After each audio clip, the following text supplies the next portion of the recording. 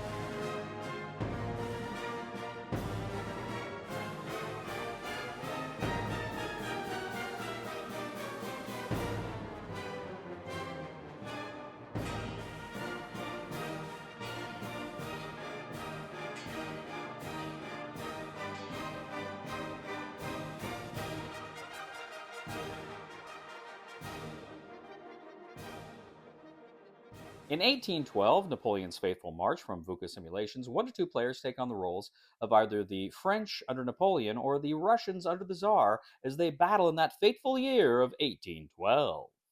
Now, this is essentially a CDG, card-driven wargame, but there's a lot of other ideas going on here. There's some great how-to-play videos out there and what have you. I'm going to go ahead and just tell you the basics of how you play and my thoughts.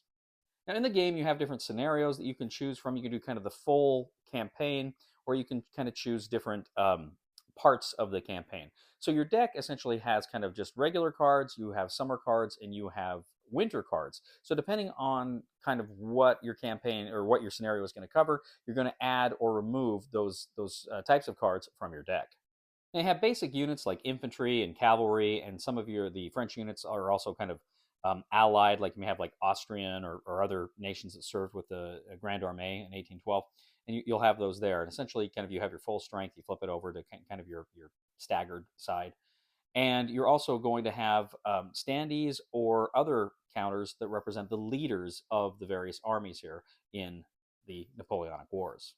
Now, you're going to have, of course, the armies, various units with leaders on the board, but you're also going to have a number of shields that represent those leaders. So what you're going to do is just put the leader on the board, and you can have the units that constituted that army, or that unit rather, but behind the shields. So your enemy is not quite sure how many units you may have behind one of your shields, and when they look on the board, they're not going to know exactly how many armies are with that leader. Now, the game board itself is a map of Russia and kind of the eastern part of Germany, and you've got kind of point-to-point movement, right? Locations are connected to other locations. You've also got certain places that can be supply depots on the board as well. Now, on the board, you're going to have various other terrain effects. You will have, of course, fortifications that are there. You will have rivers and other things like that that will be factors in the game. Now, generally speaking, at the beginning of every round, you're going to have a reinforcements phase. You're going to go ahead, bring in some reinforcements. But then what you're going to do is you can draw a card from your deck into your hand. So you've got, you kind of start with a hand size there, which varies, and you're going to go ahead and play cards next to kind of determine how many actions you're going to get. Now, you're going to get some base actions, depending on base orders, depending on certain factors, but you can play the card for the number, which then is added to that, so you can get more orders that you can play during your turn. Now, next you're going to be placing your orders. Now, your orders are little blocks that you're going to place facing you, so your enemy, your opponent, doesn't know what is on each of those blocks and what each of them are going to do. In addition to the regular blocks, you also have some dummy blocks so that you can put those up to kind of bluff your opponent. Now, the orders you place include Forced March. Now, Forced March essentially allows a unit to move 2 spaces instead of 1, but critically, it has reduced fight. It's not going to be as powerful when it is in a fight. Next, you have cavalry patrols. These allow a player to look at enemy orders or SPs, strength points, the units that an enemy may have on the board. Now, you can do a march order. A march order allows, like, your infantry just to move the regular 1 space, and they can fight at full strength. Your cavalry can move 2 spaces. You can play an evade order. Now, evade essentially allows a force to get out of the way, anticipating an enemy attack that they don't want to engage. You can place a defend order. This will reduce your losses if you're attacked during combat. You can rally. Essentially, this allows you to take a number of exhausted SPs you've got, flip them over so that they are at full strength. The Russians can do a Cossack raid. Essentially, they can prevent the enemy from foraging into space, and they can also eliminate one exhausted SP. You can place a depot. Essentially, by placing a depot, you can extend your supply because you've got to keep your army in supply. And by creating depots, these are cubes you're going to put on the board, you essentially have a greater tie to your logistical network. Finally, you've got Forage. Forage allows you to reduce the losses that you would take through attrition. So what you're doing is you are actually resolving each of these orders in sequence, both of you at the same time. So who's got a forced march? We both got forced marches. We both execute those. There will be some way to work out the timing if it presents a conflict. But then, who's doing this action, who's got this action, and that's how you do it, all the way down to your dummies, right? And you eliminate your dummies. Now, after the defend block is presented, you go ahead and you resolve battle. Now, how battle works is essentially you can play cards with events on them that may help you in that battle. And then you go ahead and you total up all of your SPs, all of your strength points. Then you're going to roll a battle die for the attacker and defender and add that to it. Then you're going to consult a chart, which is going to tell you exactly, where you land and what's going to happen to the units, who's retreating, who's staying, how many points of SPs are lost. Now, there's a bit more to it, but that's basically what's going on. Of course, some units will have to retreat. There's a step for kind of figuring out exactly how they will retreat there as well. Now, after the battle, each player that played a card and has a leader present, they can go ahead and they can draw a new card. Now, after the battle phase, you're going to go ahead and do attrition. You're going to look at each of your armies and how far they are from a supply depot. You're going to consult the weather, see what the weather's like. You consult a chart. It says exactly how much devastation is there. You're going to place devastation markers on the board, 1, 2, or 3. That's exactly how much that place has already been used for forage and what have you, and you're going to take losses. Now, if you had a forage marker there, you're going to be able to mitigate some of your loss from the attrition. Now, you will also have to check your line of communication, essentially your depot markers. Are they close enough to each other? Are there no enemy SPs blocking kind of their own lines of communication? That can be an important thing because you may lose some of the supply depots. So next, you're going to go ahead. You're going to see if victory conditions have been met, or if you're on the last turn of that scenario. If not, you're going to advance the time marker and begin the cycle again. Whoever is able to meet the specific objectives of their scenario wins. 1812, Napoleon's Fateful March. We'll get back to the review in just a moment. I want to take a minute to ask you to check out my other channel, that is Cody Carlson, PhD, where we talk about history, books on history, military history. I even post some of my lectures for my classes on there. Please check that out. Please subscribe to that channel. And now, back to the review. Okay, so 1812, Napoleon's Faithful March. There is a lot more going in this game. That was just a very basic overview of this game. This is not a terribly complex game.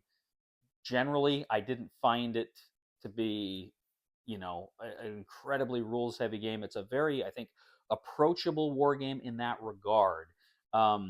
It's pretty easy to learn the basics and to get going. I think the rule book and examples and stuff and the playbook, they're generally good. So no complaints on that front whatsoever. Map is beautiful. I think the component quality here is beautiful. Again, you can use the standees or the little markers for your units. Overall, I think it is just a beautiful production. Everything about this player screens, everything I think just looks great. I love the wooden blocks that you're using for your orders. I think that's so cool. And that really leads to my next point in gameplay. I love this system of we're trying to determine how many orders we get every turn with our cards and other factors. And then we take turns placing our blocks. And so you're trying to anticipate what the other person's going to do. Now, the Russians, of course, right off the bat, they're not as strong as the French. So they're just like historically, they're going to trade space for time. And it's they're very interesting choices in how they're able to do that. So that is a fantastic part of the game. I really, really enjoy the blocks and what have you here. Now, battles, too, are pretty fun. I liked the factors and the charts here for the battles. I thought they were well executed, well done. We kind of had fun with figuring out exactly what our strengths are going to be and how our die rolls factored into that. I love games that have, that are heavily based on the strength units and terrain and these other factors, fortifications and all these other factors, but then you still get a die roll to offer some chance. Von Clausewitz tells us war is the realm of chance. So I really like that aspect of the game as well. I thought that was fun. I thought combat generally was fun and engaging. Now you've got the attrition phase. Now with the attrition phase, I like the idea of, just like historically, the land, you're using up the land. These armies like locusts are just taking resources from the land, right? Or other factors may be doing that. And I like that. And I like the way it's presented here. I think mechanically it's good. However, at the same time, at the end of every round, you got to go through and all your armies, all your leaders, you got to go through and you got to do kind of this process for all of them. And I kind of felt like the game kind of slowed down at that point, and you kind of got away from what was really fun about the game. Now, I like the idea, I like that system in theory, but in practice, it felt like it kind of slowed down the game for me. So I was not wild about how that played. I remember reading the rules, thinking that sounds awesome, and then actually in playing it, it was not as much fun as I thought it would be. And that kind of leads me to my biggest criticism of the game, and that is it's too long. Now, if you're playing the grand scenario, you're going to be out at this.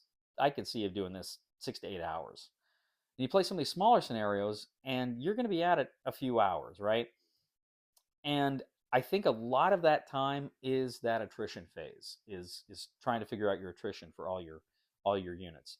So that kind of slowed things down for me. Now, if you're somebody who you want to play a good Napoleonic 2-player war game it's accessible, it's approachable, but you don't mind the length, this game is excellent. This game is phenomenal. Myself, I like this game a lot, and I'll probably hang on to it in the short term. I don't know that I will keep coming back to it. Because it's a bit of a slog at times, right? And I don't know if the fun I get from it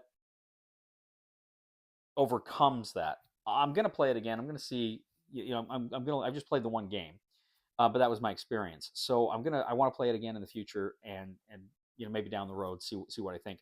But my feeling is 1812 Napoleon's Faithful March is a good game that could have been tighter. I think a lot of people, as it is, won't have a problem with it. They will eat it up. They will really enjoy it.